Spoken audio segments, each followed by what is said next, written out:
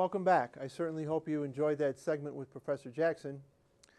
We're going to digress here for a minute and move away from redistricting. I was doing some reading in preparation for today's show, and I ran across a graph that, quite frankly, has me stumped.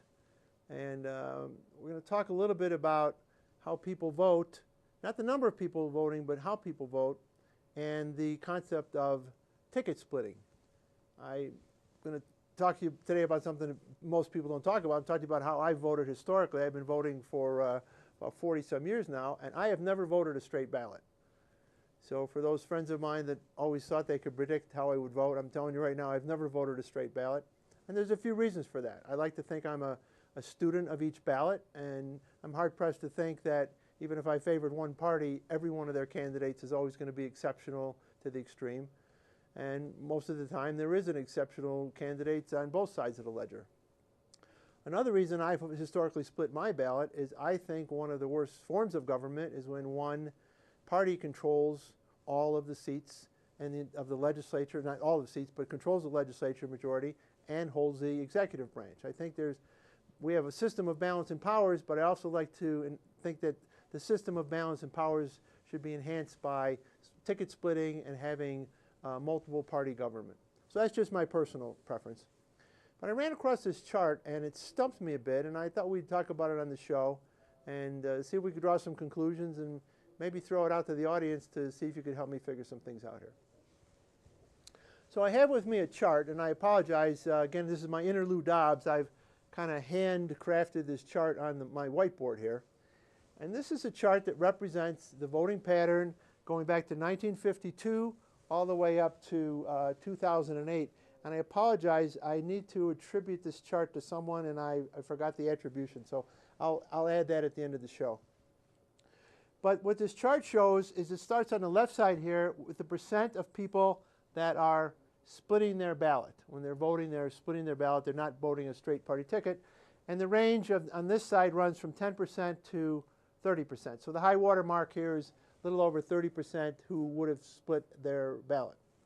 And then along the bottom here, and I hope you can see this, is the range of elections, again, all the way from 1952 up to 2008. So you can see that in the early 50s, there was very little ticket splitting. I don't know what the historical implications of that are, but roughly 52, 56, 60, about 15% of the people were splitting their ballot, which conversely means that 80 or 85% of the people were voting a straight party ballot. And this particular set, and I should point out, is distinguishing between the presidential vote and the congressional vote. It's not looking downstream to state elections or local offices. It's talking about splitting between presidential and Congress. So anyway, we've had very little ticket splitting here.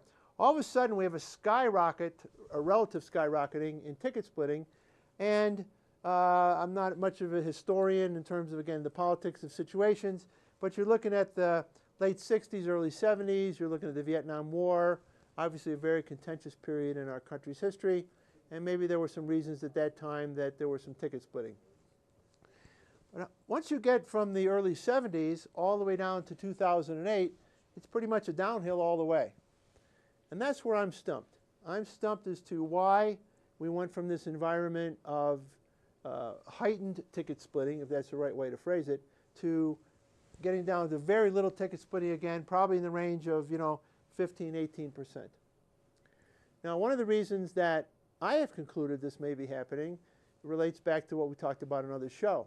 We have a significant portion of the population that doesn't vote anymore. They're disenfranchised. They don't show up to vote. They don't show up to register. If you'll remember the statistics we looked at, 30-some%, I think, of the population doesn't even bother to register. And then there was another 15 or so percent that didn't show up to vote in the presidential election. So we had a huge portion of the population that could have voted that wasn't voting.